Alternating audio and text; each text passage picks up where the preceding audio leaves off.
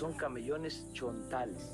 Y aquí aprendí a trabajar con la gente, en el campo, en las comunidades. Me siento muy orgulloso de eso. Yo les invito a que mantengamos la calma. Y fíjense que les estoy pidiendo algo el día de hoy que fuimos agredidos.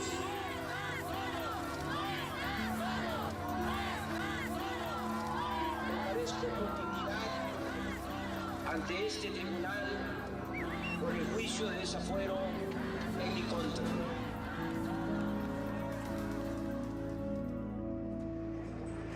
Aquí vamos a estar despachando desde el 1 de diciembre del 2018. A Palacio o a la chingada. A Palenque, Chiapas. Pero yo creo que va a ser a Palacio, porque la gente quiere que haya un cambio.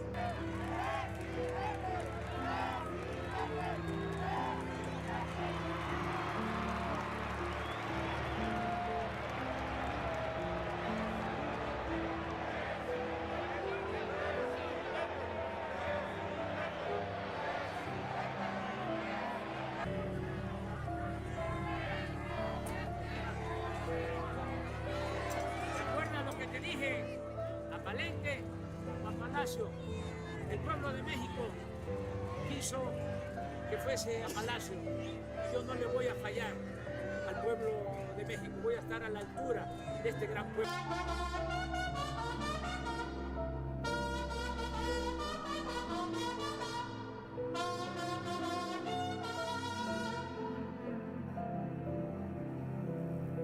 De hoy serían 28% disponibles, ocupado todavía el 72%.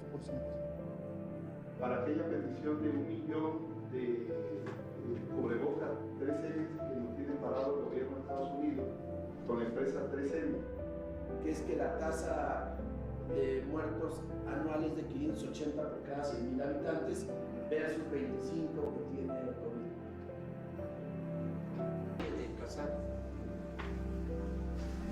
Nosotros somos representantes del Estado mexicano.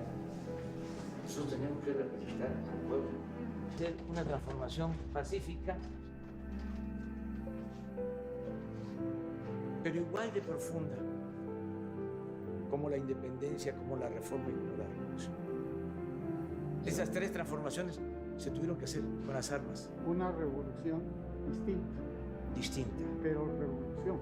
Sí. Porque estamos arrancando de raíz el principal mal de México, la corrupción. Es parte presidencial. No es la silla famosa en la que no se quiso sentar Zapata. Sí se sentó Villa. Zapata no quiso porque dijo que estaba embrujada. Yo de todas maneras la mandé a limpiar antes, pero aquí trabajo, esta es la oficina, del presidente. No se usaba, porque como sabes, los presidentes despachaban fundamentalmente en Los Pinos. Yo decidí venirme acá, a Palacio. No solo a trabajar, sino también a vivir, como lo hizo en su tiempo Benito Juárez. Él vivió aquí, en la intendencia del imperio, en lo que era la intendencia del imperio, porque este palacio pues, fue virreinal, pero también imperial. Aquí estuvo Maximiliano, Carlota. Aquí hay todavía piezas de esa época, del imperio. Y luego la República, antes y después del imperio. Estuvo aquí Juárez y aquí murió, y por eso decidí vivir aquí. Ven, te voy a mostrar. Esta es la parte vamos a decir, más antigua, histórica, del palacio.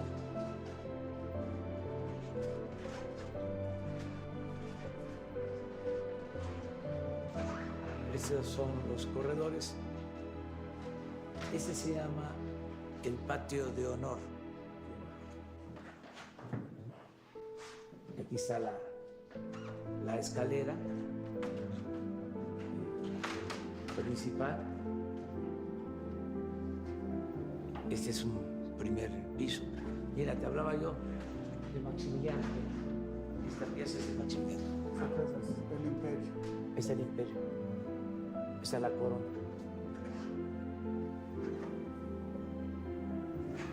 Lo mismo esto. Faro.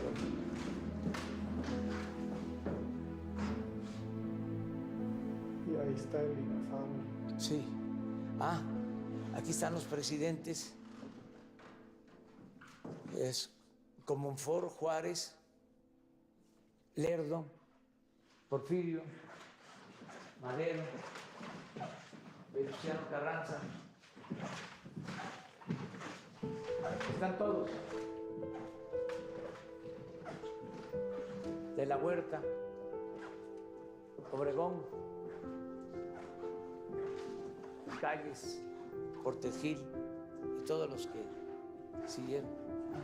Mira, esta es una sala de juntas también.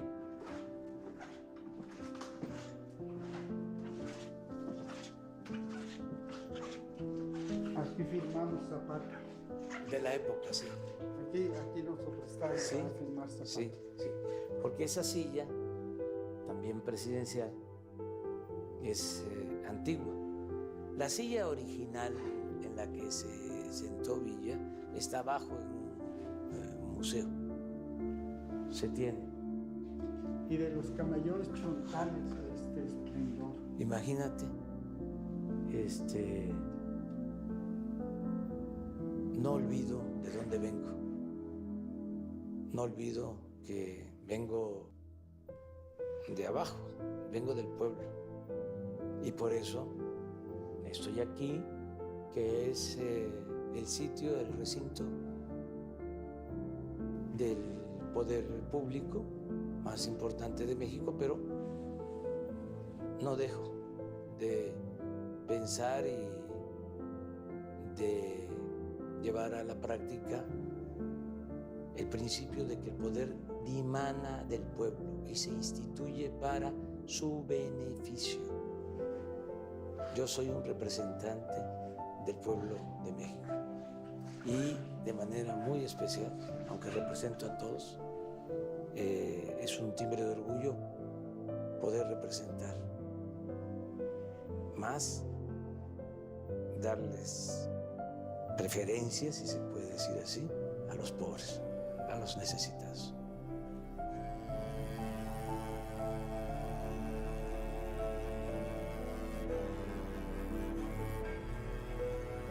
Este es el Leona Vicario, tenía otro nombre. Se han ido también arreglando. Pero mira qué majestuosos espacios. Mira qué belleza. Este salón es el salón, lo bautizamos como Panamericano. Washington, Carlos III,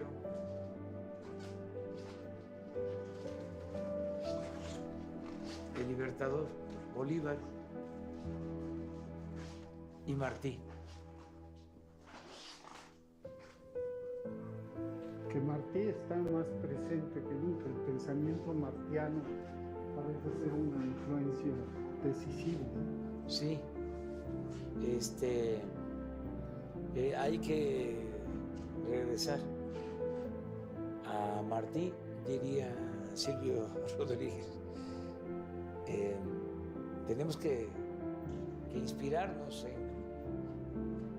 en nuestros héroes, los padres de nuestras patrias, Ahí está el proyecto.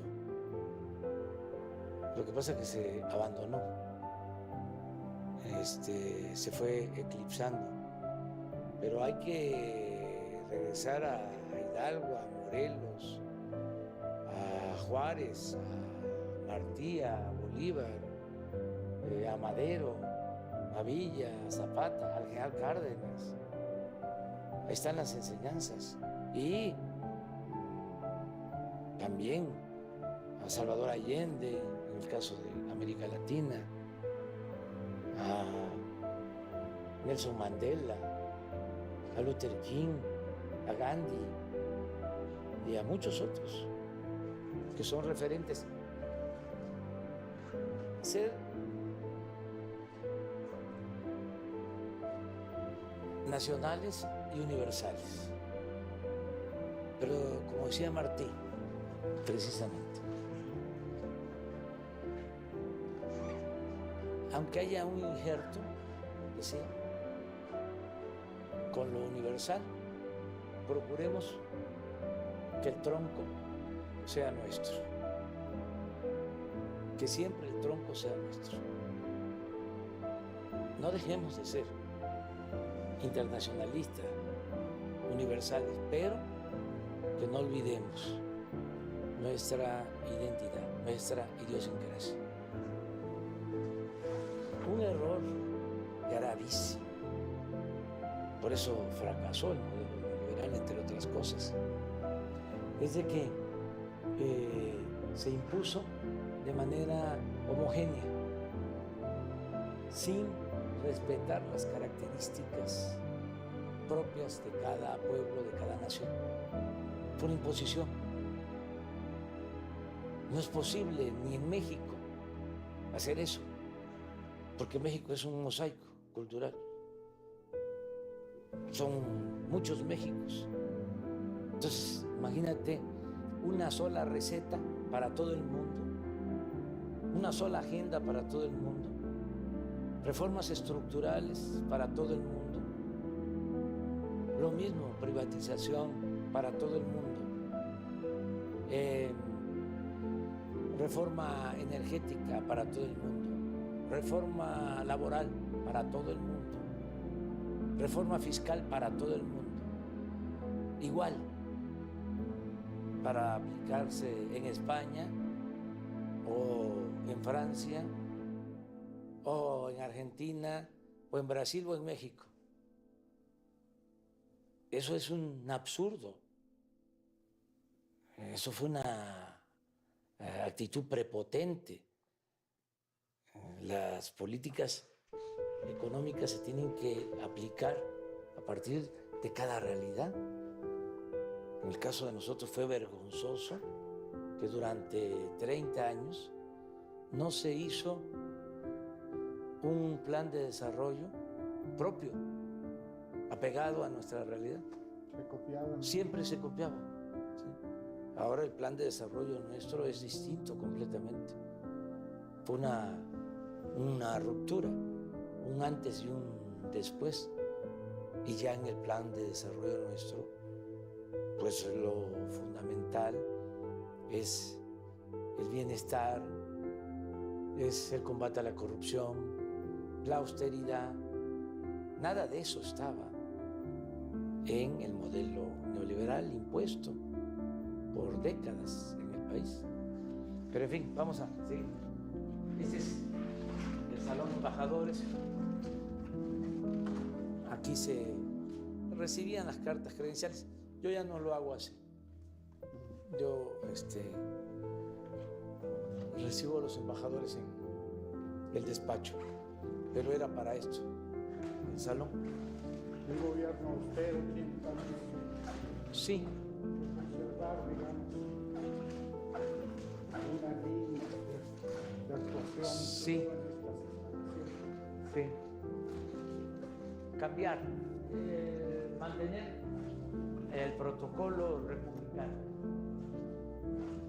con algunos cambios. Y este es el salón principal. Mira la belleza.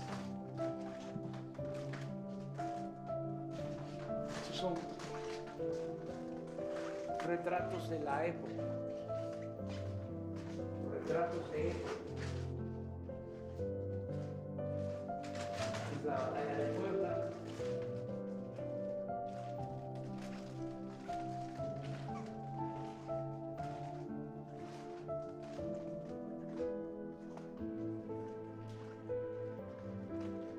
De Cesar.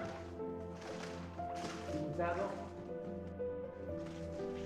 1868.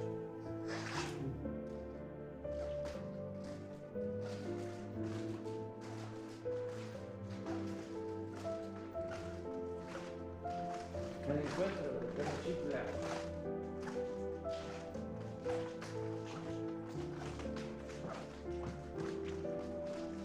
Moctezuma Cortés.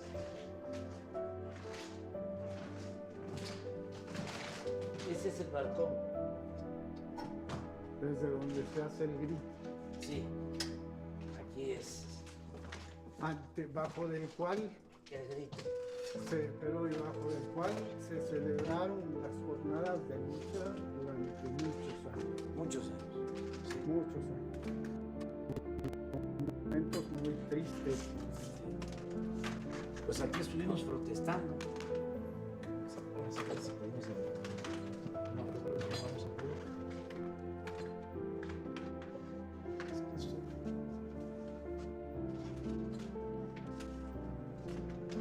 ¿podrás? No. Vamos a utilizar una silla de estas.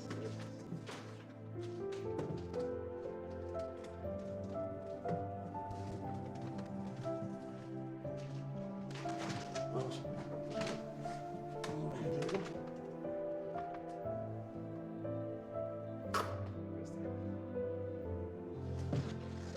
No le pasó nada. Pero esa es una imagen del presidente. Hay que hacer las cosas no con... Ya estuviera aquí el Estado Mayor. Ah, sí. ¿Sabes cuántos cuidaban al presidente, verdad? 8,000.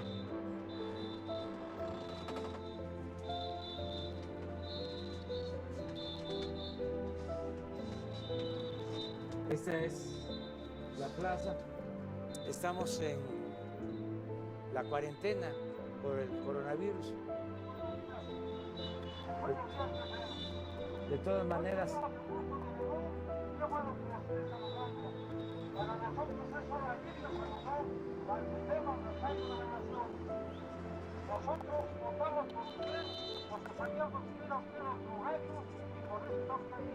Qué bueno, señor presidente, le agradecemos el apoyo a los adultos mayores, a las madres solteras, a los estudiantes, a todos, señor. Qué bueno, necesitamos un presidente exactamente a la altura de usted. Los que tenemos hoy, hasta el 27 de abril venimos y nadie nos atendió, señor. Y venimos con fundamento del artículo 8 de forma respetuosa, porque sabemos que usted es un cualista de hueso colorado. Señor, lo felicitamos y ojalá su gobierno sea el mejor de todos. Hay nuevos funcionarios, hay unos cómodos. Venimos el 27, nos oyeron, pero nadie nos atendió. Queremos una vez de trabajo, solicitamos el seguro de desempleo a las mujeres que están aquí. Venimos a la comisión de Messi, de la Tierra de los Muertos, de Tláhuac, de Impalta, donde se estuvo allá arriba. Nosotros venimos porque creemos firmemente en Andrés Manuel López Obrador. bueno, les van a atender ahora. Aquí lo esperamos. Sí. Gracias, señor. Y arriba, Obrador. Sana distancia, sana distancia. Anda, descansa, señor. Sí, estuvimos en el balcón. Allá. Ya, es la jefatura de gobierno.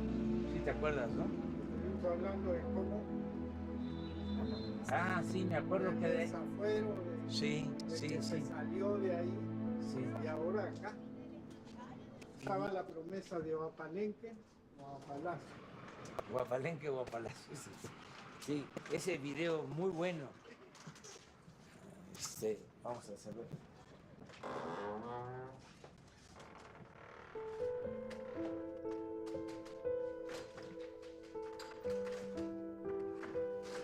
la ruta de ese balcón a este balcón se hizo con una promesa a la gente, transformar el país. Sí. Yo siento que con la epidemia esta promesa va tomando cuerpo acelerada y profundamente. Sí, ya nosotros, Epimemio, sabíamos de el fracaso del modelo neoliberal desde antes de llegar a la presidencia y ya no lo tomamos en cuenta. En el plan de desarrollo al que hice mención ya no está el modelo neoliberal. Definimos una política distinta para atender a la gente, una política democrática. Decía yo que en la economía no podía haber poder sin pueblo, es decir, kratos sin demos. La economía no tiene por qué estar al servicio de una minoría. La economía tiene que representar los anhelos de todo un pueblo. Entonces, un cambio importante fue ese, el que el gobierno dejó de ser un comité al servicio de una minoría y ahora representa a todos los mexicanos, a ricos, a pobres, de todas las religiones, creyentes, no creyentes, de todas las maneras de pensar, garantizando todas las libertades, la diversidad, las culturas. Entonces, esa es parte de la transformación, el separar el poder económico del poder político. Lo que me recomendó un migrante, lo he contado muchas veces, en San Quintín, Baja California, que me dijo, así como el presidente Juárez separó al Estado de la Iglesia, porque a Dios lo que es de Dios y al César lo que es del César, así ahora, licenciado, que ganemos, recuerde, hay que separar el poder económico del poder político, que el gobierno represente a todos, y eso es lo que estamos haciendo. Entonces, ya teníamos los lineamientos generales, ya se habían puesto en práctica esas acciones nuevas de atender a todos, pero de darle preferencia a los pobres, de no permitir la corrupción, de terminar con los privilegios fiscales, la mala costumbre de condonar los impuestos a las grandes corporaciones. No pagaban impuestos los de arriba, una gran injusticia, un agravio, el que todos los mexicanos pagaran impuestos y un puñado de privilegiados no cumpliera con su responsabilidad de contribuir en el desarrollo del país. Entonces, se les condonaban los impuestos. Estoy hablando de grandes corporaciones, miles de millones de pesos. Entonces, pusimos orden. Habían deudas de miles de millones de pesos. Hace unos días hablé que 15 grandes contribuyentes le debían a la hacienda pública 50,000 millones de pesos. Entonces todo eso se está corrigiendo. Ya es delito grave la corrupción, que no lo era, y muchos otros cambios Y esto pues ha generado reacciones. No están de acuerdo los conservadores. ¿Por qué hablo de conservadurismo? Bueno, porque son los partidarios de mantener el statu quo, es decir, que se mantengan los privilegios, que continúe el régimen de injusticias, de corrupción. Entonces,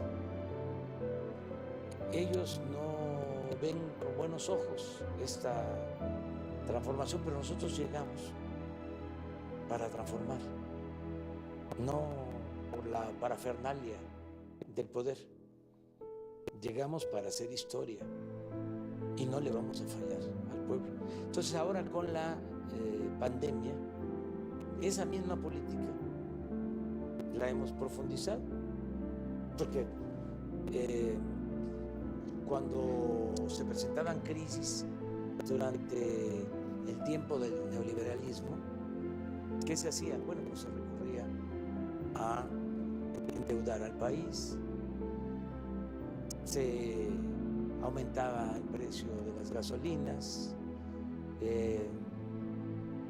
habían recortes que afectaban a los trabajadores. Esas eran las recetas, ¿no? Se rescataba a las grandes empresas, a las grandes corporaciones que abusaban. Bueno, en épocas de crisis era cuando más se desataba la corrupción. Entonces, ahora no, ahora dijimos, no vamos a endeudar al país. Aquí me llevaría tiempo explicarlo, pero bueno, es relativamente sencillo. La deuda personal, la deuda nuestra, la deuda tuya, la mía, que es poca, me refiero a la deuda material, si tenemos alguna deuda, pues si nos morimos, esperemos que no sea así, ya ni Vero, ni Beatriz, ni nuestros hijos van a pagar nuestras deudas. Ya no existimos y se acabó. Pero resulta que la deuda pública se hereda de generación en generación. No se cancela, no desaparece. La deuda pública en el siglo XIX se mantuvo desde Santana, que empezó a endeudar al país durante la República. Bueno, por eso nos invadieron. Bueno, fue el pretexto para que Francia nos invadiera, porque el presidente Juárez declaró una moratoria a la deuda, no había para pagar, y se vio obligado a declarar una moratoria.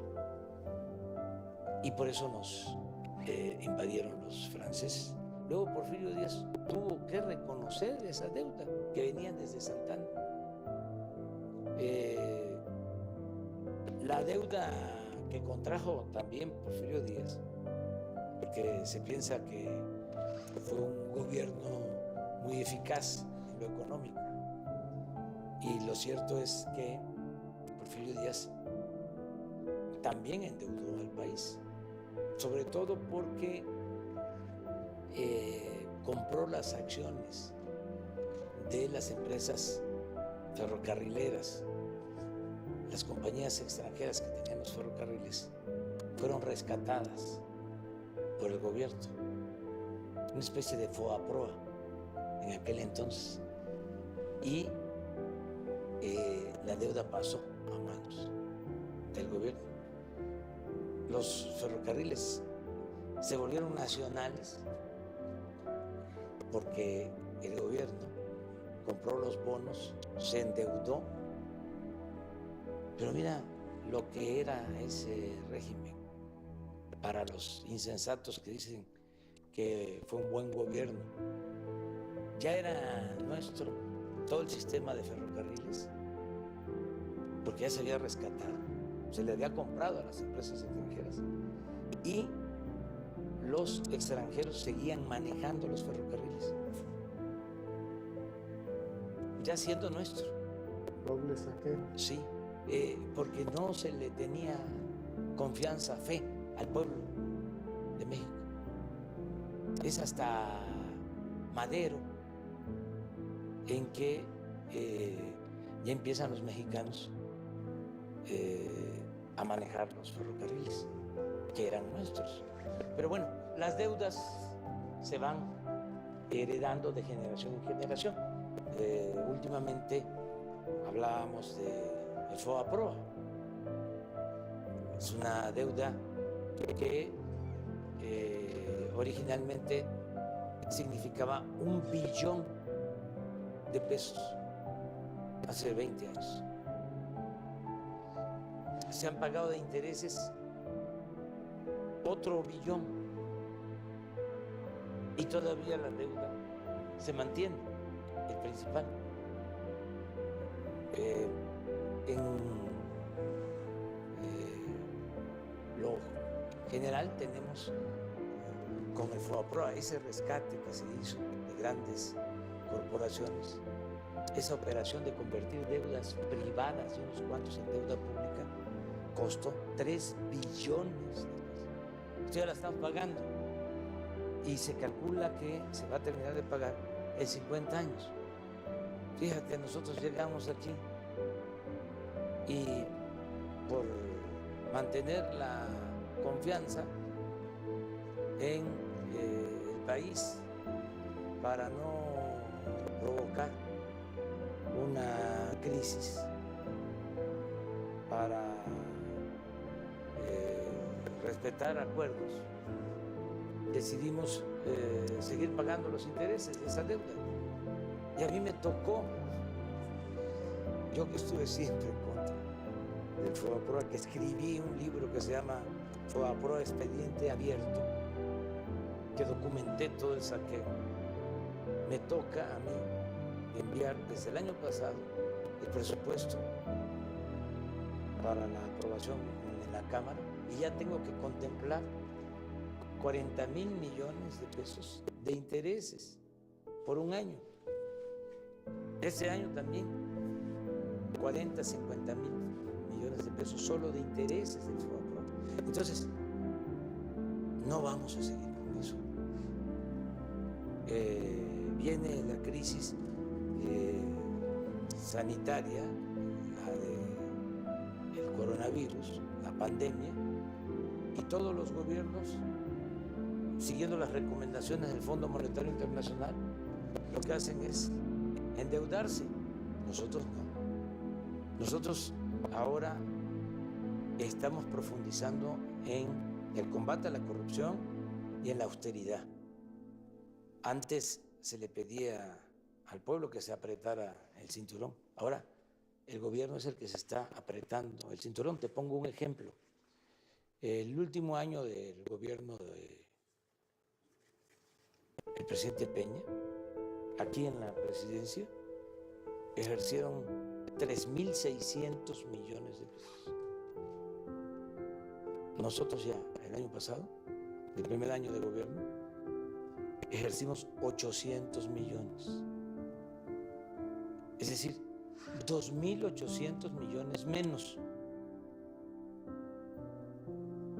De 3,600 en el 2018 a 800 millones en el 2019. Y este año, porque le estamos dando otra vuelta a la tuerca, vamos a ejercer 600 en la presidencia. Y no ha habido demérito. No vamos a presumir que es mejor ahora la presidencia que la que había antes, pero sí podemos decir, cuando menos, que pues es lo mismo. ¿Cuál es la diferencia? Bueno, ya, mira cómo estamos aquí solos. Hablabas del Estado Mayor, ya no existe. 8,000 elementos para cuidar al presidente y toda la parafernalia de poder, los aviones, la servidumbre como si fuésemos una realeza, como parte de una monarquía y no de una república. Y te hablaba yo hace un momento de cómo hay que regresar a nuestros héroes, a las enseñanzas de nuestros héroes. Es regresar a Juárez, que decía, el funcionario tiene que aprender a vivir en la justa medianía. Esas son las enseñanzas que estamos aplicando. La transformación va. Y también dije varias veces de que iba a ser una transformación pacífica, pero igual de profunda como la independencia, como la reforma y como la revolución. Esas tres transformaciones se tuvieron que hacer con las armas. Una revolución Distinta. pero revolución.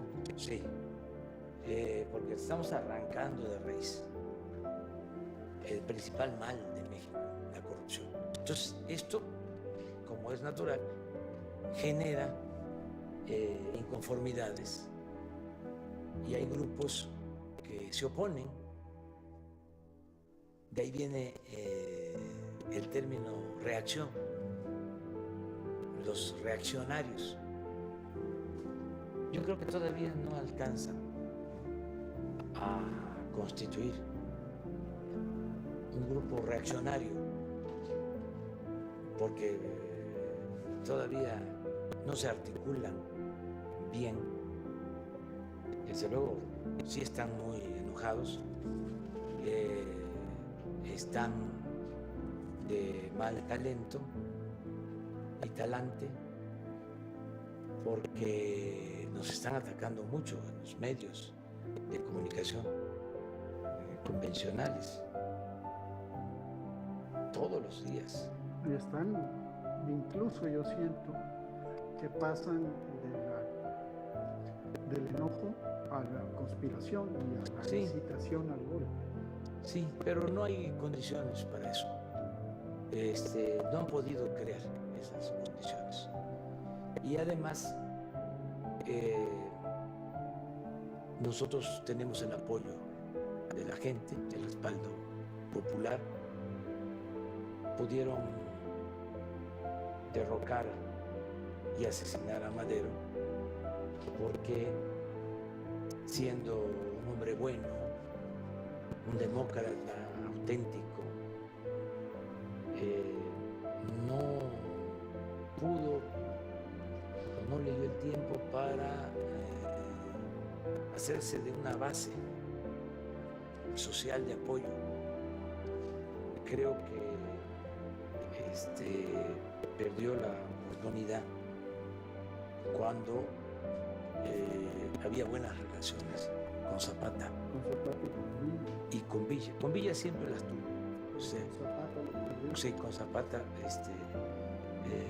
a pesar de que se llevaban bien, terminaron por separarse y se quedó en el aire. Cuando sale aquí,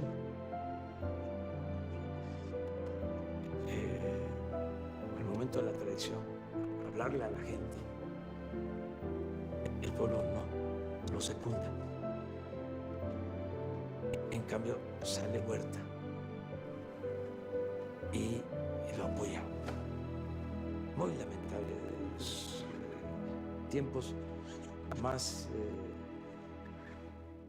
negros, tristes de nuestra historia, ese asesinato al apóstol de la democracia, a un hombre bueno. Bueno, en ese entonces también la prensa jugó un papel deleznable, porque atacaron mucho al presidente Madero. Ahora son, repito, situaciones distintas. Contamos con el apoyo de la gente, que eso es fundamental. Yo he dicho que cuando el pueblo ya no me quiera, como dice la canción, ese día voy a llorar y me voy a Palenque. No voy a estar yo a la fuerza. Un gobernante en un proceso de transformación sin apoyo popular no es nada. Y además no me interesa a mí el cargo si no es para transformar. Afortunadamente hay muy buena comunicación entre el pueblo y el gobierno, no hay divorcio y hay respaldo popular. Y lo otro que es distinto son los medios, que ahora no solo son los periódicos, la radio, la televisión, ayuda muchísimo lo de las redes sociales. Mucho lo de las redes sociales. Esa fue una gran transformación. No se ha entendido, pero es una bendición. Porque si no, nos tendrían cercados. Y podrían vencernos. Pero con las redes sociales hay defensa, hay réplica. Son millones los periodistas, los que interactúan en redes sociales, de ciudadanos que nos defienden. Entonces, está roto el bloqueo.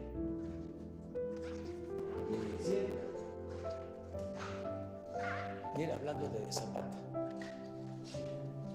las redes sociales son un escudo. Nos ayudan mucho. Fíjate lo que decía yo, no se entiende. El conservadurismo siempre se apoyó en los periódicos. Cuando Lucas Alamán, que era el asesor principal del conservadurismo, el líder intelectual del conservadurismo en el siglo XIX, cuando querían que regresara Santana a México, después del 47, después de que nos arrebataron más de la mitad de nuestro territorio, y Santana fue responsable, y se tiene que ir al extranjero. Después de esa gran tragedia, todavía los conservadores van a buscar a Santana. Ya había estado 10 veces en la presidencia. Y le escribe Lucas Alamán, le dice: venga, no se preocupe, porque nosotros manejamos la opinión general, porque después se empezó a llamar opinión pública. Nosotros manejamos la opinión general porque nosotros somos los que controlamos a los principales periódicos del país.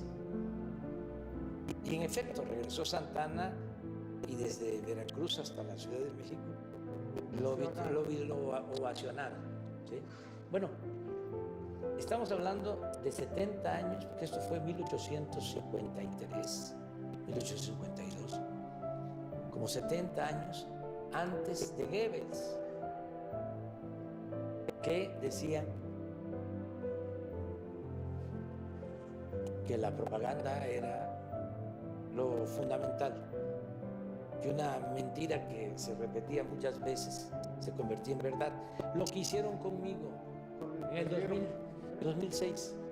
O sea, peligro para México, peligro para México, peligro para México, peligro para México. Bueno, sí, pero ya no es lo mismo. Fíjate cómo a la par de que se derrumba el modelo económico neoliberal, se cae también ese modelo de comunicación que tardó siglos Por eso se hablaba del cuarto poder. Entonces, eso está en crisis, en decadencia, no solo en México, en el mundo.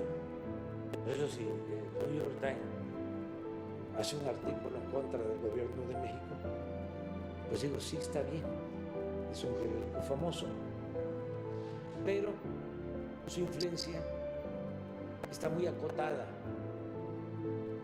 y puede ser un periódico famoso, pero si no tiene ética, ya no tiene efecto. Porque ahora hay medios de comunicación alternativos, sobre todo en las redes sociales, y mucha gente consciente. Eso es lo otro. ¿Cómo se dio una revolución de las conciencias? Un cambio de mentalidad. México está a la vanguardia en cuanto a politización de los ciudadanos. Es de los países, repito, con menos analfabetismo político en el mundo. Es algo excepcional. Pero vamos a platicar.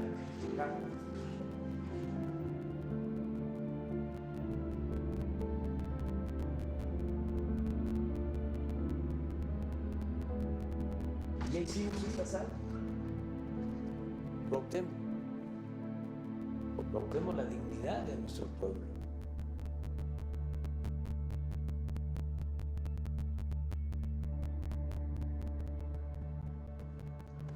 A ver si podemos. La escalera de honor.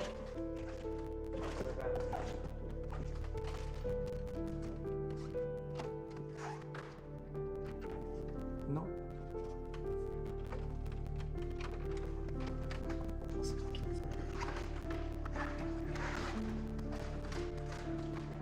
Sí, a ver si nos da. Jessy.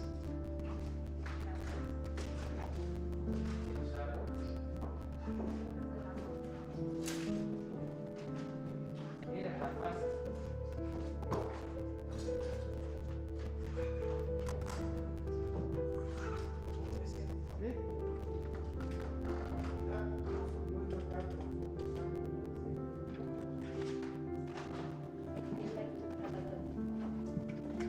Esta es la escalera de honor. Te invito. Aquí suben y bajan los jefes de Estado, pero tú representas al pueblo de México. ¿Sí? Así que ese es un derecho.